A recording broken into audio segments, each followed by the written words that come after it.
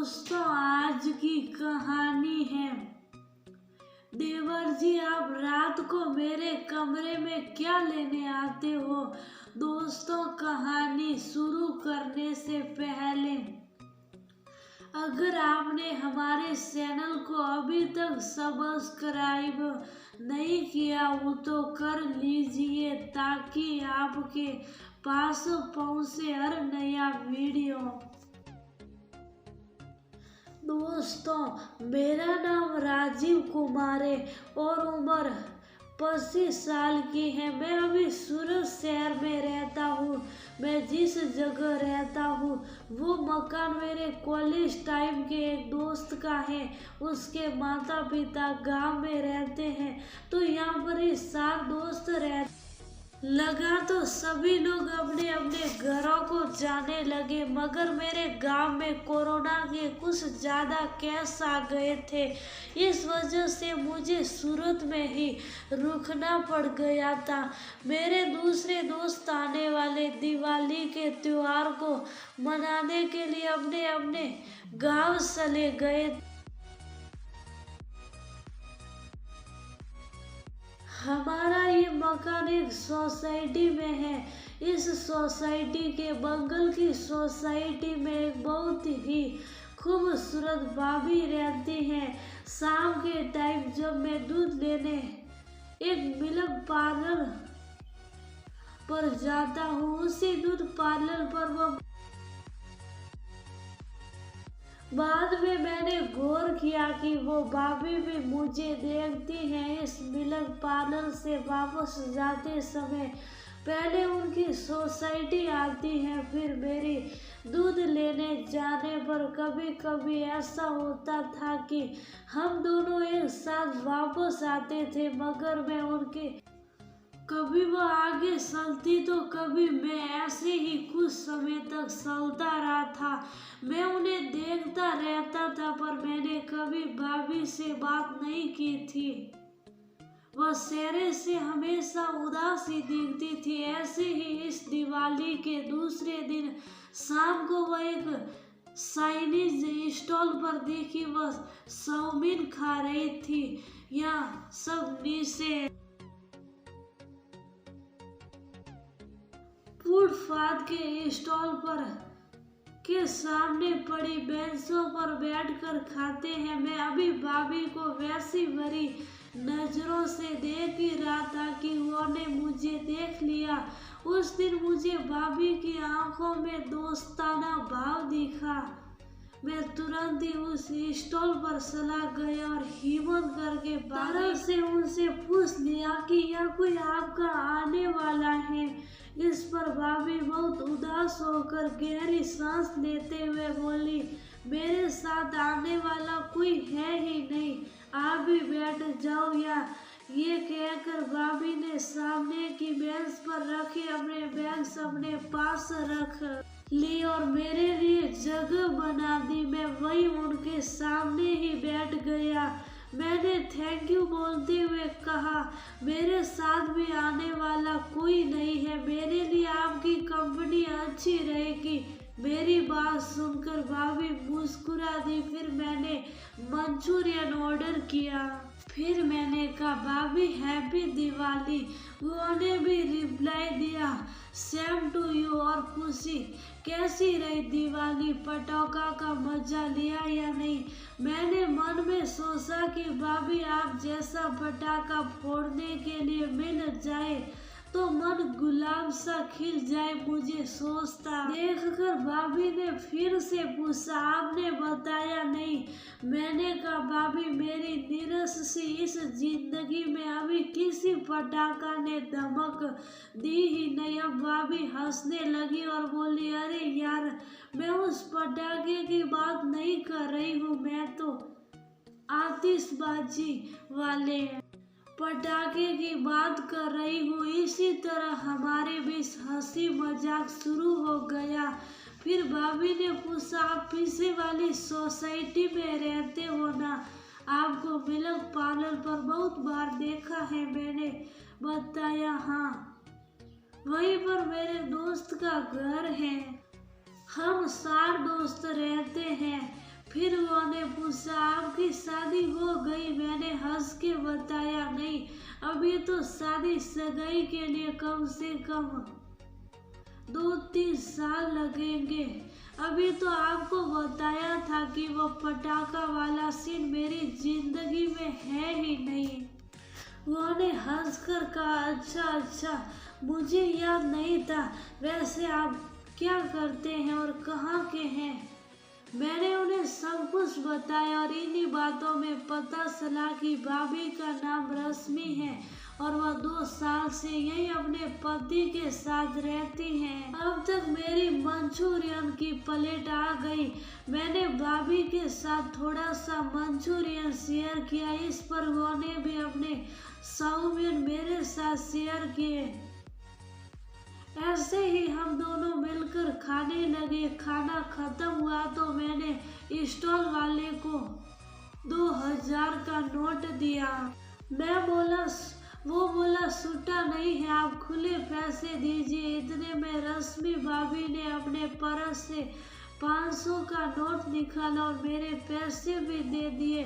मैंने कहा अरे भाभी इसकी क्या जरूरत थी, मैं कहीं और से सेंज लेकर उसे दे देता। भाभी ने मस्त स्माइल देते हुए कहा कोई बात नहीं, आप परेशान नहीं हो, मैं अपने पैसे सुध सहित वापस ले लूंगी।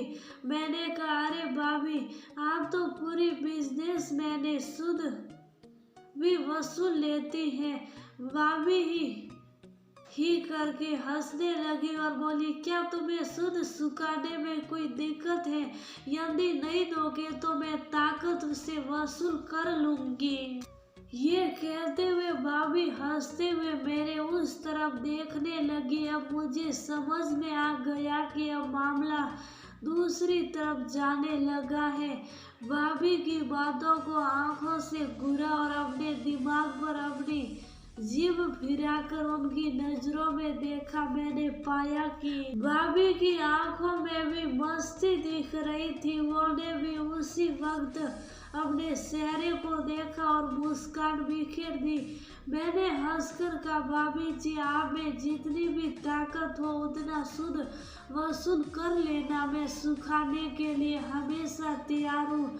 वो भी इठला कर बोली मुझे जितना सही है उतना आप दे भी पाओगे। भाभी की बात पर मैं भी कॉन्फिडेंस में आ गया और हाथ ठोक कर बोला आपका स्वागत है भाभी, आप कभी भी और कहीं भी आजमा लीजिएगा। भाभी खुश होकर बोली आपसे यही सुनने की उम्मीद थी। फिर हम दोनों में अपने मास्क लगाए और वहां से निकल आए। वहां से हमारे घर लगभग 500 मीटर की दूरी पर था। मैं कोई भी जल्दबाजी करने के मूड में नहीं था, इसलिए ना मैंने उनका मोबाइल नंबर मांगा ना ही कोई सोशल आईडी मांगी। सिर्फ मूवी और खाने पीने की बातें करते हुए हम दोनों वापस आ रहे थे। हमारी सोसाइटी नजदीकी थी तो भाभी बोली क्या आपको लैपटॉप की डिस्प्ले के बारे में कुछ पता है? मैंने कहा हाँ। तो भाभी बोली मेरे लैपटॉप में डिस्प्ले कभी कभी ब्लैक आ जाती है, क्या आप देख लेंगे? मैंने कहा क्यों नहीं, देख लूंगा। वो बोली मेरा घर यही है, आपका ज्यादा टाइम नहीं लूंगी, आप मेरे घर चलिए। मैंने हाँ कर दी। भाभी मुझे अपने सोसाइटीज में ले आई। रोड की शुरुआत से तीसरे नंबर का घर उन्हीं का था। पहले 2 घर बंद थे, शायद दिवाली के लिए गांव गए होंगे। आगे के घरों के बाहर सब बच्चे पटाखे जला रहे थे। भाभी का मकान बाहर से एकदम आलीशान लग रहा था। दरवाजे पर पहुंचते ही भाभी ने सैनिटाइजर निकाला और खुद को, मुझको और साथ लाए हुए सामान को सैनिटाइज किया। घर के अंदर जाते ही भाभी बोली आप भी बाहर से आए और मैं भी, यदि हम दोनों पहले बात लेंगे तो अच्छा रहेगा। मैं सोच में पड़ गया कि कहीं भाभी साथ में जाने लेने की बात तो नहीं कर रही है। मैं बोला ठीक है कोई बात नहीं, बात ले लेते हैं। भाभी ने एक रूम की ओर इशारा करते हुए कहा, उस रूम के बाथरूम में जाकर नहा लीजिए, अपने कपड़े सब वॉशिंग मशीन में डाल दीजिए और फिर रूम की अलमारी में मेरे पति के कपड़े हैं, जो आपको फिट लगे वह पहन लीजिए। मुझे पहले तो थोड़ा बहुत गुस्सा आया और अपने आप पर हंसी भी आई। मेरे साथ में नहाने का सोच रहा था और ये हुआ। फिर मैंने सोचा कि सब्र का फल मीठा होता है, जरा वेट कर लेता हूँ। मैंने भाभी से ओके कहा और नहाने चला गया। अपने सारे कपड़े मशीन में डाले और नहाने लगा। नहाते नहाते मैंने भाभी को याद करके सोच रहा था कि वह कब तक फ्रेश होगी। बहुत सोचा, बस जैसे तैसे मैंने खुद को कंट्रोल कर लिया। नहाने के बाद तौलिया लपेटकर बाथरूम से बाहर आकर मैंने उस रूम की अलमारी खोली तो मुझे अपने लायक सिर्फ एक टी शर्ट और लोअर मिला। मैंने अंडरवियर तो अभी पहनी नहीं थी तो सीधे ऐसे ही लोअर पहन लिया, ऊपर से ही टी शर्ट पहन लिया। मैं ड्राइंग रूम में भाभी के सामने आ गया। उन्होंने मुझे नीचे से ऊपर तक देखा। भाभी की नजरें नीचे की तरफ जम गई क्योंकि मैंने लोअर पहना था तो थोड़ा अजीब फील हो रहा था। वह बोली, इस लोअर में आप अच्छे लग रहे हैं। मैंने कहा थैंक यू भाभी जी। अब उन्होंने मुझे दूसरा कमरा बताया और कहा आप उस कमरे में जाइए, वहाँ टेबल पर लैपटॉप पड़ा है, आप उसे चेक कीजिए। तब तक मैं भी नहा लेती हूँ। आपका टाइम ज़्यादा तो ले रही हूँ पर सॉरी। मैंने कहा कोई बात नहीं, वैसे भी और रूम पर जाकर मुझे सोने के सिवाय कोई काम नहीं है। भाभी ने कहा अच्छा है, फिर तो मैं भी अच्छे से नहा लेती हूँ। मैंने कहा ठीक है। भाभी ने कहा कि अच्छे से नहा लेती हूँ, इस पर कुछ ज्यादा ही जोर दिया था, मगर अभी कुछ भी साफ नहीं था तो मैं कुछ समझ नहीं सका। भाभी बाथरूम वाले कमरे में चली गई और जाते जाते अपने लैपटॉप का पासवर्ड भी बता गई। मैंने उस कमरे में जाकर लैपटॉप उठाया और चालू किया पर लैपटॉप तो एकदम सही था और एकदम लेटेस्ट मॉडल का था। मुझे कुछ अजीब सा लगा कि लैपटॉप में तो कोई प्रॉब्लम है ही नहीं, फिर भी भाभी ने ऐसा क्यों बोला कि ये खराब है। मैं लैपटॉप खोलकर उसकी हर ड्राइवर चेक कर रहा था। मुझे उसमें बहुत सारी मूवीज और गाने मिले। बहुत ज़्यादा सर्च करने पर मुझे एक अलग ही फोल्डर मिला। मैंने उसे खोला तो मैं अवाक रह गया क्योंकि उसमें बहुत सारी फिल्म थी, वो भी फुल एचडी फॉर्मेट में। सभी वीडियो सारे एक से बढ़कर एक थी। मैंने भी ऐसी फिल्में कभी नहीं देखी थी। अब इतनी सारी वीडियोस देखकर मैंने एक वीडियो चला ली। जल्द ही मैंने एक वीडियो ख़त्म कर ली और दूसरी भी चलाने लगा। मैं फिल्म देखने में इतना तल्लीन हो गया था कि मुझे पता ही नहीं चला। भाभी रूम के अंदर आ गई। उन्होंने मुझे फिल्म देखते हुए पकड़ लिया था। वो मेरे सामने आई और मुझे कस के एक थप्पड़ लगा दिया। मैं हक्का बक्का रह गया और एकदम से डर गया। मुझमें कुछ भी सोचने या बोलने की ताकत ही नहीं बची थी। मैं उठा और सीधा रूम के बाहर की ओर चल दिया। वो भी मेरे पीछे पीछे आने लगी और चिल्लाने लगी रुको, लेकिन मैं नहीं रुका और मैं सीधे अपने कमरे में जाकर सो गया क्योंकि मुझे उनसे ऐसी उम्मीद